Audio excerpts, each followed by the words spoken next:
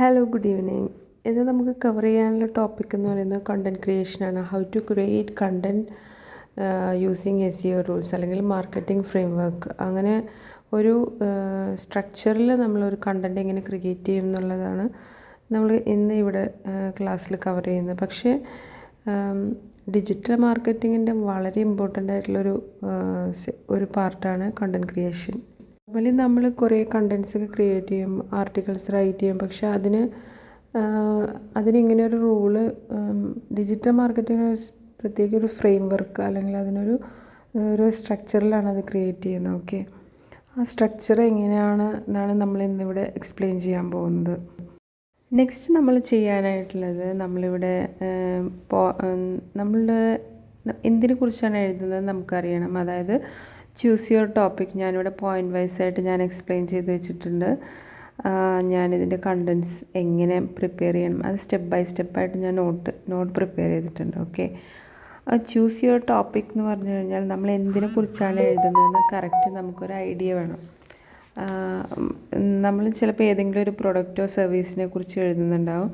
അപ്പോൾ ആ ഒരു പ്രൊഡക്റ്റോ സർവീസിൻ്റെ എന്താണ് നെയിം, എന്താണ് അതിൻ്റെ ബ്രാൻഡ്, ഏതാണ്, അല്ലെങ്കിൽ അങ്ങനെയുള്ള കുറച്ച് കാര്യങ്ങളൊക്കെ നമ്മൾ അറിഞ്ഞിരുന്നു. സെക്കൻഡ് പോയിൻ്റ് വരുന്നതാണ് നോ യുവർ ഓഡിയൻസ് എന്ന് പറഞ്ഞാൽ. ഓഡിയൻസ് എന്ന് പറഞ്ഞു കഴിഞ്ഞാൽ നമ്മൾ ആർക്കാണ് നമ്മൾ ഈ പ്രോഡക്റ്റോ സർവീസ് നമ്മൾ ഗോയിങ് ടു സെയിൽ, അങ്ങനെ ഒരു കൺസെപ്റ്റാണത്. അതായത് ഇപ്പോൾ നമ്മളൊരു ആർട്ടിക്കിൾ പ്രിപ്പയർ ചെയ്യുകയാണെങ്കിൽ ആരായിരിക്കും അത് വായിക്കാൻ വരുന്നത്. ഇപ്പോൾ ഞാനൊരു അഡ്വർടൈസ്മെൻറ്റ് ചെയ്യുകയാണെന്നുണ്ടെങ്കിൽ, അപ്പോൾ ഒരു ഓൺലൈൻ ട്യൂഷൻ്റെ അഡ്വർടൈസ്മെൻ്റ് ആണെന്നുണ്ടെങ്കിൽ, അപ്പോൾ ഒരു 8th വരെയുള്ളൊരു ട്യൂഷൻ്റെ ആഡാണെങ്കിൽ, അപ്പോൾ 8th വരെയുള്ള സ്റ്റുഡൻസിനെയാണ് ഞാൻ ഫോക്കസ് ചെയ്യുന്നത്. അതുപോലെ തന്നെ അവരുടെ പേരൻസിനെയാണ് ഫോക്കസ് ചെയ്യുന്നത്. അപ്പോൾ അങ്ങനെ ഒരു ക്രൈറ്റീരിയയാണ് എൻ്റെ ഓഡിയൻസായിട്ട് വരുന്നത്. അതുപോലെ നമ്മൾ ഒരു ടാർഗറ്റ് ചെയ്യുന്നതിനാണ് നമ്മൾ ഈ നോ യുവർ ഓഡിയൻസ് എന്ന് പറയുന്നത്. നെക്സ്റ്റ് വരുന്നത് ക്രിയേറ്റ് സ്ട്രോങ് ഹെഡ്ലൈൻ. ഓക്കെ, അതായത് നമ്മളൊരു ആർട്ടിക്കിൾ പ്രിപ്പയർ ചെയ്യുകയാണെങ്കിൽ അതിനൊരു ടൈറ്റിൽ വേണം, ഒരു സ്ട്രോങ് ടൈറ്റിൽ. ഇപ്പോൾ ഒരു പ്രൊഡക്റ്റ് ആണെങ്കിൽ, സപ്പോസ് ഇപ്പോൾ ഒരു പ്രൊഡക്റ്റ്, അതായത് നമ്മളൊരു ഡിഷ് വാഷോ അല്ലെങ്കിൽ എന്തെങ്കിലും ഇനി പ്രൊഡക്റ്റ്, ഇപ്പോൾ ഒരു ബ്രെഡിൻ്റെയോ മറ്റോ നമ്മൾ ചെയ്യുകയാണെങ്കിൽ, നമ്മൾ ഒരു കണ്ടൻറ് ക്രിയേറ്റ് ചെയ്യുകയാണെങ്കിൽ, അപ്പോൾ അതിൻ്റെ ഒരു നെയിമായിരിക്കാം ചിലപ്പോൾ അതിൻ്റെ ടൈറ്റിൽ. ലൈക്ക് അപ്പോൾ ഒരു മോഡേൺ ബ്രെഡ്സ് അങ്ങനെയാണ് ഒരു പേരെങ്കിൽ, അപ്പോൾ മോഡേൺ ബ്രെഡ്സ് എന്നുള്ള, അപ്പോൾ മീൻസ് അതുപോലെയൊക്കെ ആയിരിക്കാം അതിൻ്റെ ഒരു നെയിം വരുന്നത്. ഓക്കെ, അപ്പോൾ നെയിം എപ്പോഴും എങ്ങനെ നമ്മൾ പീപ്പിളിനെ ഭയങ്കര അട്രാക്റ്റ് ചെയ്യുന്ന രീതിയിലായിരിക്കണം.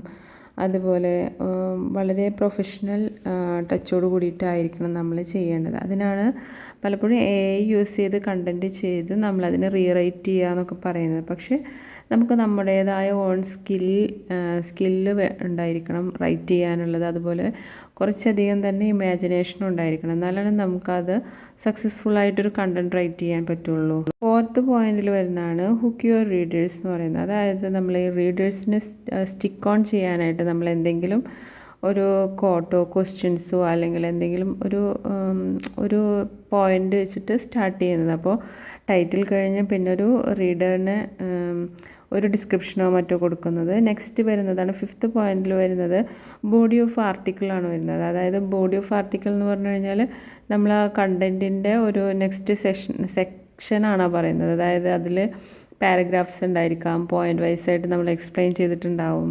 അപ്പോൾ അങ്ങനെയുള്ള ഡീറ്റെയിൽസ് എല്ലാം വരുന്നത്. അപ്പോൾ ഇപ്പോൾ ഒരു പേപ്പർ എടുത്ത് അതിൽ നമ്മൾ ഇതേപോലെ ഒരു ഡ്രോ ചെയ്ത് വെക്കുകയാണെന്നുണ്ടെങ്കിൽ ടൈറ്റിൽ, പിന്നെ ഒരു ഡിസ്ക്രിപ്ഷൻ വരും, പിന്നെ അത് കഴിഞ്ഞിട്ട് വീണ്ടും കുറച്ച് ബിഗ് പാരഗ്രാഫ് വരും, പിന്നെ അതിൽ കുറച്ച് പോയിൻ്റ് വൈസായിട്ട് എക്സ്പ്ലനേഷൻ വരും. അങ്ങനെ വാരി ചെയ്ത് നമ്മളിങ്ങനെ എക്സ്പ്ലെയിൻ ചെയ്ത് കണ്ടൻറ് ക്രിയേറ്റ് ചെയ്ത് പോവുകയാണ് ചെയ്യുന്നത്. ഈ ബോഡി ഓഫ് ആർട്ടിക്കിൾ എന്ന് പറയുന്നതിൽ വെറും ടെക്സ്റ്റ് മാത്രമല്ല, നമുക്ക് നമ്മുടെ ക്ലയൻറ്റിനൊരു വെബ്സൈറ്റ് ഉണ്ടെങ്കിൽ അതിലേക്ക് നമുക്ക് ലിങ്ക് ചെയ്യാനും, അതുപോലെ തന്നെ അതിൽ സബ് ടൈറ്റിൽസ്, അതായത് ചെറിയ സ്മോൾ ടൈറ്റിൽസ് ആഡ് ചെയ്യാനും ഒക്കെ പോസിബിളാണ്. നേരത്തെ നമ്മൾ പറഞ്ഞത് മെയിൻ ടൈറ്റിലാണ്. അത് കഴിഞ്ഞ് പിന്നെ നമ്മൾ കൊടുക്കുന്നതിനൊക്കെ സബ് ടൈറ്റിലാണ് വരുന്നത്. അത് ഓരോ സ്റ്റൈലിലേക്കായിട്ട് നമ്മൾ കൊടുക്കാനും ഒക്കെ നമ്മൾ അറിഞ്ഞിരിക്കണം. ഓക്കെ, സ്റ്റൈൽസ് എന്ന് പറയുന്നത് കുറച്ച് HTML റിലേറ്റ് ചെയ്ത രീതിയിലാണ് ഹെഡേഴ്സ് എല്ലാം സെറ്റ് ചെയ്യുന്നത്. ഓക്കെ, H1 H2 അങ്ങനത്തെ ഒരു സീരീസിലൊക്കെ ആയിരിക്കും നമ്മൾ സെറ്റ് ചെയ്യുന്നത്. അപ്പോൾ അതിനെക്കുറിച്ച് കുറച്ച് നമ്മൾക്ക് എപ്പോഴും നോളജബിൾ ആയിരിക്കണം. അല്ലെങ്കിൽ നമ്മൾ കണ്ടൻറ് റൈറ്റ് ചെയ്ത് കൊടുത്തു കഴിഞ്ഞാൽ ഡെവലപ്പർ അത് ഏത് രീതിയിലാണ് സെറ്റ് ചെയ്ത് അത് റോങ് ആണോ റൈറ്റ് ആണോ എന്ന് നമുക്ക് അറിയാൻ പറ്റില്ല. പിന്നെ ഈവൺ ഇഫ് നമ്മൾ തന്നെയാണ് വെബ്സൈറ്റ് ചെയ്യുന്നതെങ്കിൽ നമുക്ക് അതിനെപ്പറ്റി കൂടുതൽ അറിഞ്ഞിരിക്കണം. ഓക്കെ, 6th പോയിന്റ് വരുന്നത് യൂസ് വിഷ്വൽസ്. അതായത് വിഷ്വൽ എന്ന് പറയുന്നത് ഇമേജിനാണ് കേട്ടോ. ഇമേജ് അല്ലെങ്കിൽ വീഡിയോസൊക്കെ നമുക്ക് നമ്മളുടെ ആർട്ടിക്കിളിൽ ആഡ് ചെയ്യാൻ പറ്റും.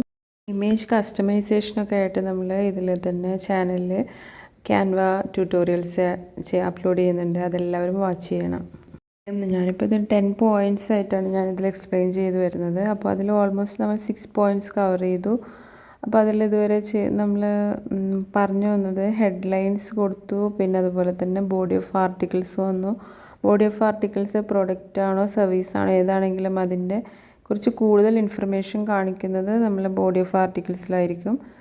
പിന്നെ ബോഡി ഓഫ് ആർട്ടിക്കിൾസ് നമ്മളെപ്പോഴും ആർട്ടിക്കിൾ പ്രിപ്പയർ ചെയ്യുമ്പോൾ ഈസി ടു റീഡബിൾ അങ്ങനെ ഒരു ഫോർമാറ്റിലായിരിക്കണം. നമ്മൾ എല്ലാം കൂടെ ഒന്നിച്ചെഴുതി റീഡറിനെ കൺഫ്യൂസ്ഡ് ആക്കരുത്. അപ്പോൾ കുറച്ചും കൂടി സിമ്പിൾ ഫോർമാറ്റിലായിരിക്കണം നമ്മളത് അറേഞ്ച് ചെയ്ത് വരാനായിട്ട്. ഓക്കെ, പിന്നെ നമ്മൾ 7th പോയിന്റ് എന്ന് പറയുന്നത് അതിൻ്റെ ഒരു കൺക്ലൂഷൻ അല്ലെങ്കിൽ ഒരു സമ്മറി ചെയ്യുന്നത്. അതായത് നമ്മൾ അതുവരെ എഴുതി വന്നത് എന്താണെന്നുള്ളത് ജസ്റ്റ് ഒരു 2-3 ലൈൻസിലൊക്കെ ആയിട്ട് നമ്മളൊരു സമ്മറി ആയിട്ട് പ്രിപ്പയർ ചെയ്യാനായിട്ടാണ്. ഇനി 8th പോയിന്റ് എന്ന് പറയുന്നത് എഡിറ്റ് ആൻഡ് പ്രൂഫ് റീഡാണ്. അതായത് നമ്മൾ പ്രിപ്പയർ ചെയ്ത ആർട്ടിക്കിൾ നമുക്ക് അതിൽ കുറേ കറക്ഷനൊക്കെ ഉണ്ടായിരിക്കും ചിലപ്പോൾ. അപ്പോൾ അതിനെ നമ്മൾ എഡിറ്റ് ചെയ്യണം. അതുപോലെ തന്നെ അതിന് പ്രൂഫ് റീഡ് ചെയ്യണം. വേറെ ആർക്കുണ്ടെങ്കിലും നമ്മളത് വർക്കൗട്ട് ചെയ്യാണ് ചെയ്യുന്നത്. അല്ലെങ്കിൽ ഒരു ഈസി മെത്തേഡ് എന്ന് പറയുന്നത് നമ്മളെപ്പോഴും കണ്ടൻറ് റൈറ്റ് ചെയ്യുമ്പോൾ വേർഡിൽ വെച്ചിട്ട് ചെയ്യുക. ഓക്കെ, MS വേർഡിൽ ചെയ്യുകയാണെന്നുണ്ടെങ്കിൽ ഓൾറെഡി അതിൽ ഗ്രാമേഴ്സും അതുപോലെ പങ്ക്ച്വേഷൻ എറർ അല്ലെങ്കിൽ വേറെ എന്തെങ്കിലും നമുക്ക് എറേഴ്സൊക്കെ വന്ന സ്പെല്ലിങ് എറേഴ്സ് എല്ലാം ഓൾറെഡി അതിൽ പോയിൻ്റ് ഹൈലൈറ്റ് ചെയ്ത് കാണിക്കും. അപ്പോൾ നമുക്കത് എഡിറ്റ് ചെയ്യാൻ സാധിക്കും. അതുപോലെ തന്നെ നമ്മൾ എഴുതി കഴിഞ്ഞ ആർട്ടിക്കിൾ എത്ര കണ്ടൻറ് ഉണ്ട്, എത്ര വേർഡ്സ് ഉണ്ട്, അല്ലെങ്കിൽ എത്ര ലെങ്തിയാണ് കണ്ടൻറ് എന്നൊക്കെ അറിയണമെന്നുണ്ടെങ്കിൽ ഇപ്പോൾ ഇതുപോലെ നമുക്ക് മൗസ് ഓവർ ചെയ്യുന്ന പോലെ നോക്കിക്കഴിഞ്ഞാൽ നമുക്ക് അവിടെ ഈ ലെഫ്റ്റ് ബോട്ടം കോർണറിൽ അവിടെ വേർഡ് കൗണ്ട് കാണിക്കും. അപ്പോൾ അതുപോലെ നമുക്ക് വേർഡ് കൗണ്ട് ചെക്ക് ചെയ്യാൻ പറ്റും. പിന്നെ അതുപോലെ തന്നെ അങ്ങനെ ഓവറോൾ ഭയങ്കര ഈസിയാണ്. ഇതൊക്കെ മാനുവലി നമ്മൾ ചെയ്യുന്നുണ്ടെങ്കിലും ഒക്കെ ഈസി ആയിട്ട് നമുക്ക് എഡിറ്റ് ചെയ്യാനും അതുപോലെ കറക്റ്റ് ചെയ്യാനും ഒക്കെ നമുക്ക് പറ്റുന്നതാണ്. കാരണം ഓൾറെഡി എല്ലാ വെബ്സൈറ്റിലും എല്ലാ ലാപ്ടോപ്പിലോ കമ്പ്യൂട്ടറിലോ ഒക്കെ MS ഓഫീസ് ഉണ്ടായിരിക്കും. അപ്പോൾ MS വേർഡ് യൂസ് ചെയ്ത് എഡിറ്റ് ചെയ്യും ഒക്കെ ചെയ്ത് കഴിഞ്ഞാൽ കുറച്ചും കൂടി ഈസി ആയിരിക്കും.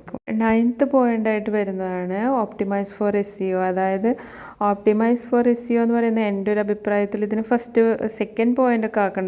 ബിക്കോസ് നമ്മൾ ആർട്ടിക്കിൾ എല്ലാം ചെയ്ത് കഴിഞ്ഞതിന് ശേഷം നമ്മളൊരു ആർട്ടിക്കിൾ ചെയ്യുമ്പോൾ അതേതെങ്കിലും ഞാൻ നേരത്തെ തന്നെ പറഞ്ഞല്ലോ നമ്മൾ ഏതെങ്കിലും ഒരു പ്രോഡക്റ്റോ സർവീസിനോ വേണ്ടിയായിരിക്കും നമ്മൾ ആ ആർട്ടിക്കിൾ ചെയ്യുന്നത്. എല്ലാം ചെയ്ത് കഴിഞ്ഞതിന് ശേഷം നമ്മൾ കീവേഡ് റിസർച്ച് ചെയ്യാനോ അതുപോലെ തന്നെ കീവേഡ് ഓപ്റ്റിമൈസ് ചെയ്യാനോ ഒക്കെ ചെയ്ത് കഴിഞ്ഞാൽ നമുക്ക് അതൊരു തരം സ്റ്റഫിങ് പോലെ നമുക്ക് തോന്നുള്ളൂ. അപ്പോൾ ഫസ്റ്റിൽ നമ്മൾ ചെയ്യാൻ പോകുന്ന ആർട്ടിക്കിളിനെ കുറിച്ചും കീവേഡ്സിനെ കുറിച്ചും ഒക്കെ ഒരു ഐഡിയ ഉണ്ടാക്കിയിരിക്കുന്നത് നല്ലതാണ്. പിന്നെ അതുപോലെ തന്നെ ഈ കീവേഡ്സ് നമ്മൾ ടൈറ്റിലിൽ ആഡ് ചെയ്യേണ്ടതായിട്ട് വരും. അതുപോലെ സബ് ഹെഡിങ്സിൽ വേണ്ടി വരും. അതുപോലെ ഇൻട്രോ പാരഗ്രാഫിൽ വേണ്ടി വരും.